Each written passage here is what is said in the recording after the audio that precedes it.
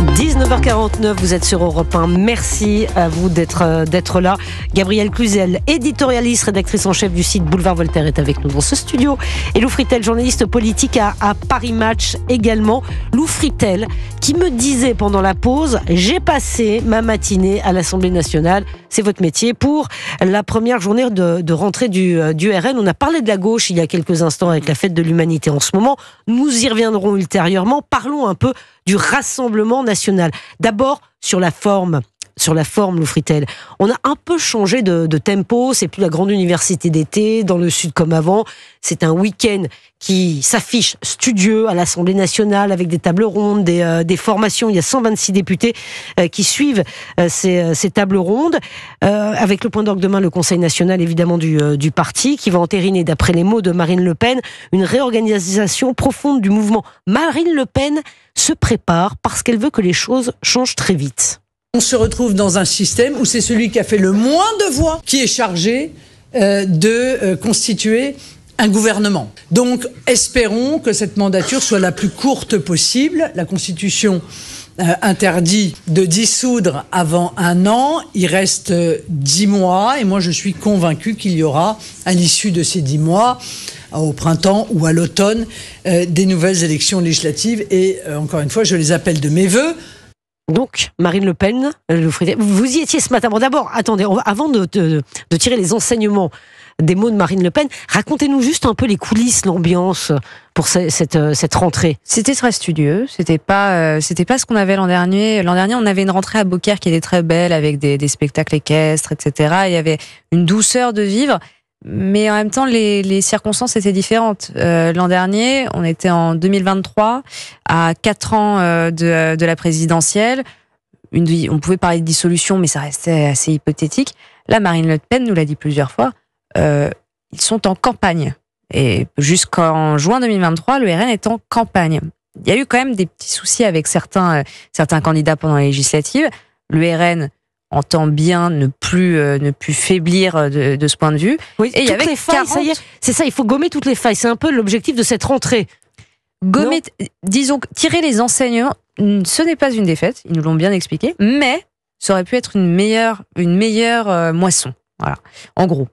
Donc tirer les enseignements de ce qui s'est passé, restructurer. Mais ce qu'il faut aussi avoir en tête, c'est que nous étions dans un cycle d'élections, et durant ces cycles d'élections, il n'y a pas de renouvellement des patrons de fédération au sein du Rassemblement national. C'est 5 ans de mandat, mais par exemple, il y a eu une campagne interne, il y a eu les européennes, il y avait la présidentielle avant, donc forcément, il y avait du monde à renouveler. Puis il y a aussi les cadres qui ont été les patrons de fédération qui ont eu un trou dans la raquette, qui ont présenté des personnes qui étaient absolument pas baquées, certaines qui les ont un peu flouées aussi. Il y a des soupçons de barbouzerie sur certains candidats, notamment celle avec la casquette nazie. Donc il y a du travail, mais c'est vrai que Marine Le Pen, paradoxalement, s'est trouvée assez ouverte à la discussion après une campagne qui finalement a pas tant taché le Rassemblement national sur le coup, mais qui, quelques semaines, quelques mois plus tard, nécessite quand même quelques ajustements, oui. Bon, c'était un crash test. Voilà. Un crash test. Gabrielle Cluzel, il y a vraiment deux salles, deux ambiances. La fête de l'humanité où on se déchire d'un côté au sein de la gauche, et au Rassemblement national, on veut afficher effectivement peut-être aussi cette image de sérieux, dont on travaille les dossiers sur le fond. Il y a aussi une image qu'on renvoie, non ? Oui, c'est le miroir inversé de la France insoumise. Le Rassemblement national veut être le premier de la classe, et il travaille là-dessus depuis des mois et des mois. Il veut gagner en respectabilité, il veut montrer qu'il est compétent.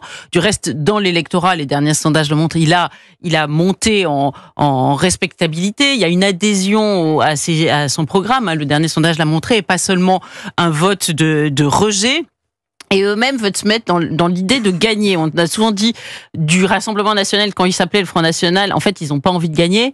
Et je pense que le Rassemblement national se dit, on peut pas se contenter de faire la fête à chaque fois qu'on a on a moins perdu que d'habitude, si j'ose dire. Donc là, ils veulent vraiment rentrer dans une dynamique de victoire. Alors, on a beaucoup glosé sur certains candidats un peu boiteux. Néanmoins, bon, quand on voit les députés élus de la France insoumise, on se dit que Oui, mais c'est vrai que le Rassemblement national... La France insoumise n'a pas du tout fait son aggiornamento là-dessus, contrairement au Rassemblement national, et n'a même pas fait son mea culpa. Mais le Rassemblement national, pendant plusieurs mois, voire plusieurs années depuis 2022, nous a vanté quand même son plan Matignon et nous a dit, en fait, le soir des élections européennes avant la dissolution, on en avait reparlé, j'en parlais avec un cadre, ils assuraient que c'était bon, ils avaient fait tous les ajustements, toutes les personnes qui devaient être investies avaient été choisies, auditionnées, etc.